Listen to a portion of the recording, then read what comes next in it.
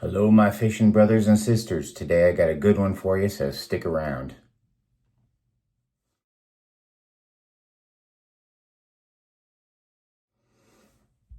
Okay, welcome back. Today what we're going to do is we're going to tie a very effective minnow simulator for crappie.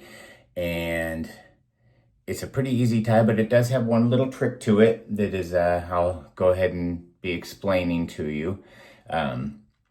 But very, very cool jig. Will catch you a lot of fish. So, and not just crappie. I mean, you'll catch the occasional bass on this. You'll catch all kinds of stuff. So anyway, here we go. I've got a 1/8 ounce jig head hooked up right here. And I'm going to be using some 210 denier. It's light blue, but really looks more silvery. But you can use like white would be fine. Or if you wanted to have like what's called a hot spot, a bright spot that catches their attention, you could use like red or whatever you wanted to. But anyway, what I'm first gonna do is let's take just a little tiny bit of super glue and put it on the shaft there. This is going to just help everything stay nice and strong and together. So, make your jig last longer. So I'll drag it through that. And I'm just going to wrap right back. Just regular, nice, tight spiral winds, keeping the pressure constant all the way down. I'm going to wrap to just past the hook point there. And I'm going to cut off my tag end. And I'll just do a couple of extra wraps and come back to right about the hook point there. What I'm going to be using for this tail on this is these faux bucktails. They are from Fish Co. And they're really, really cool. They don't look exactly like bucktail in the water, but they get that idea on there and real easy to use. Since they are a synthetic material, I do not use my primary tying scissors on them. I'll use any other scissors. I mean, I can use any of these, but generally speaking, you want to have different scissors that you use for synthetic materials, because synthetic materials a lot of times can, they can basically dull your scissors pretty easily. So anyway, I'm not going to need a lot of this. I'm just going to take maybe like a little less than a pencil size on here. I'm just going to kind of measure it off and I'll just cut off what I need. So what I want to have is this tail. I want to stick back about the hook of the length, or the length of the hook there. So I want to take that and I'm just going to kind of transfer it like that. And I just want to do a wrap or two to get it kind of locked in there. And then I'll take my scissors here and just kind of cut off a lot of this extra. And I could have cut this earlier, which might have been easier, and I'll probably do that with the other one, but I wanted to make sure I have the length correct on this. So basically now that I've got that in there, I'm going to take and do some tight spiraling wraps.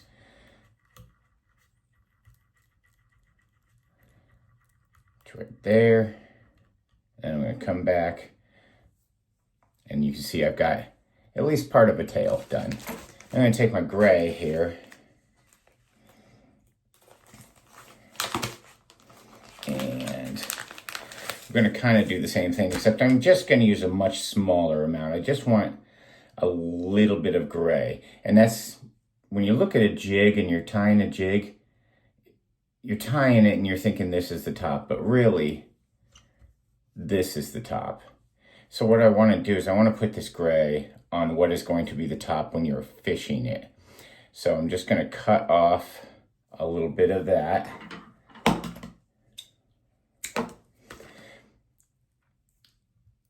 Get it kind of in place and just going to make sure it's where I want it.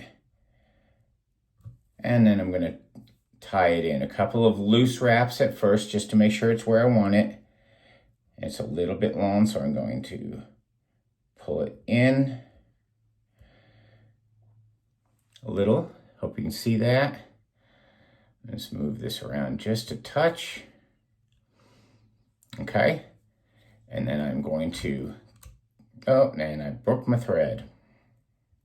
So basically when this happens, what I want to do is, since I was able to catch the thread, I am going to take just a little bit of this UV cured finish, and I'm going to put it on there where the thread broke. And I'm going to cure this real quick, just to kind of lock that in place so that I can go back and get this thread restarted. So I'll leave it like that. I'm going to get my bobbin reloaded here real quick. That's what happens when you actually accidentally hit the point of the hook, and that, you know, it happens to everybody, so it's a normal thing. It's not, if you do it, don't get bummed out or depressed or whatever. It's just is what it is. Gonna grab my threader here and just basically reload and start up where I was, and then I'll trim the tag ends and all will be well. There's no reason to worry about the jig itself. It's fine. So now I've got my thread reloaded. Just going to kind of go in here and just basically go in and capturing the tag end of that thread. But you can see everything kind of held together just fine. So I'll take off that tag end, and then I'm going to cut off that little tag end that was loose. And voila, we are back in business. So let's turn this a little for you here. And I'm just going to continue to wrap this in. I wrap it right to the head, and I want to cut back any of these excess hairs here.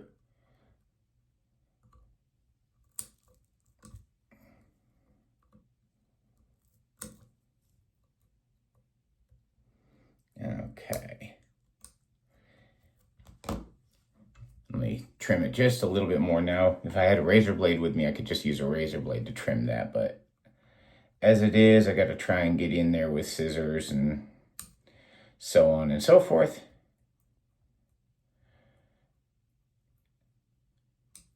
Okay, well, almost there.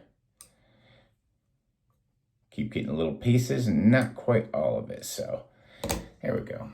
Now I'm going to try and use my line to kind of capture any of that extra. Then you can see I've got a little bit of a bump in this. So what I want to do is I want to put a little extra line in this area just to kind of build it up a little bit. I want it to be fairly even for the next step. Now a lot of times I would take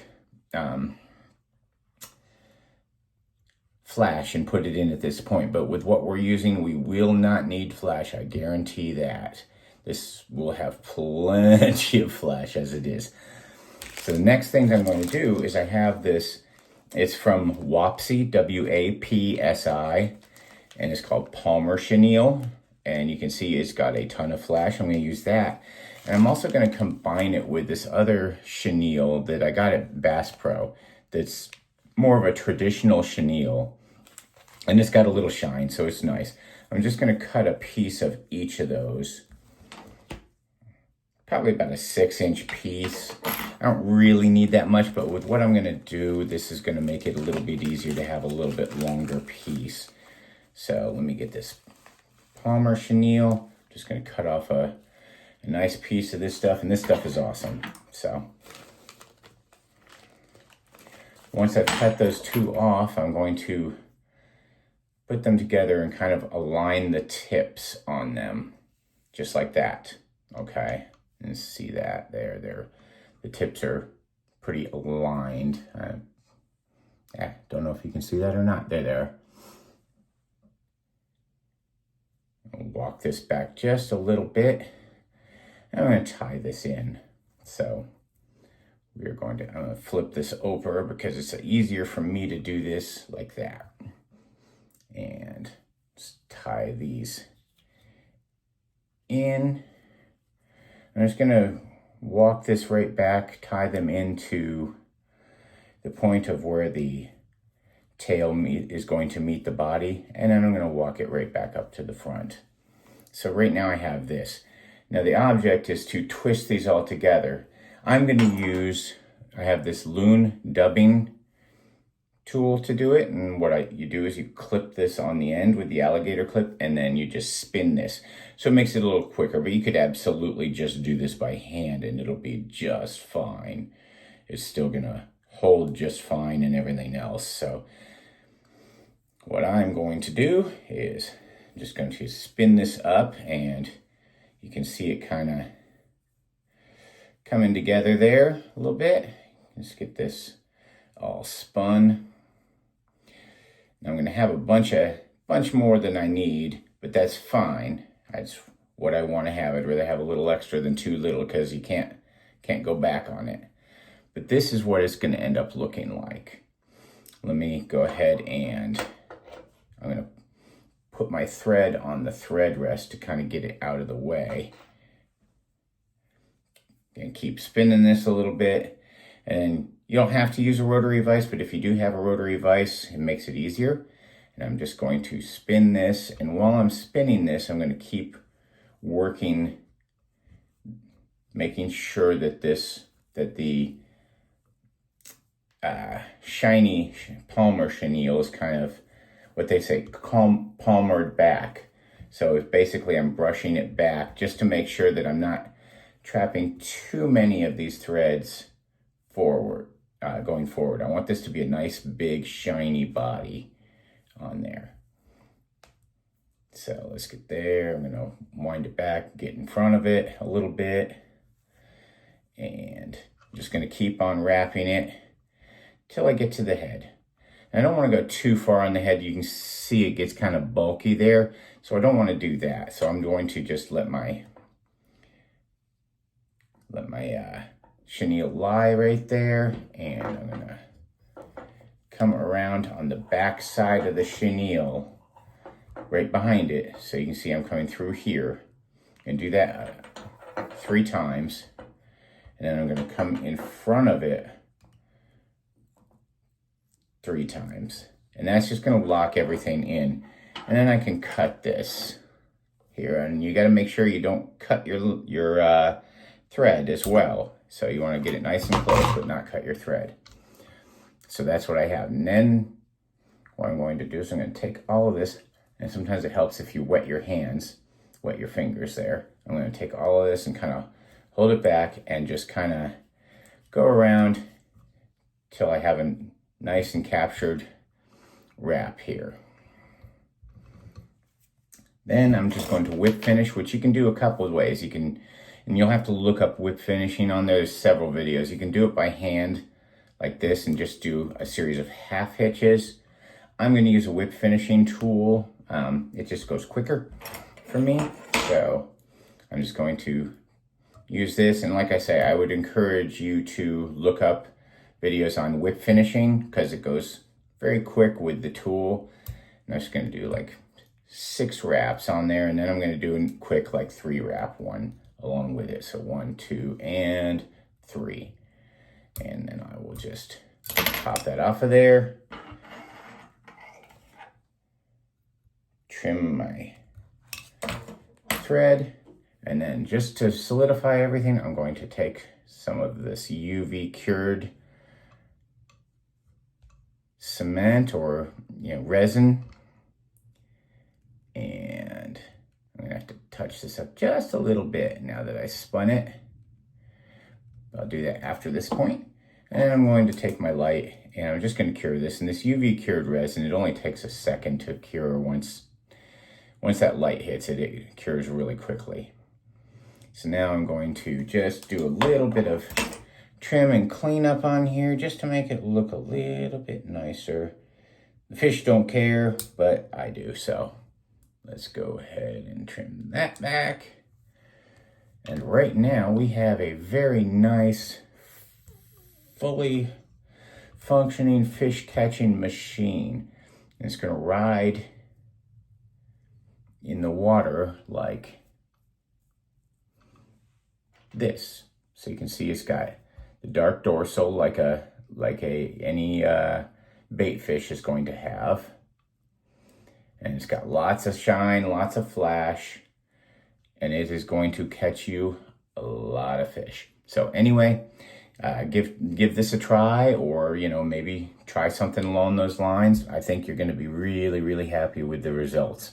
So as always, I totally appreciate you tuning in. I appreciate you watching, taking time to comment on what you think of the jigs or anything in general. And we'll catch you on the flip side. I hope you want to subscribe, and I'll keep these videos coming to you. Peace.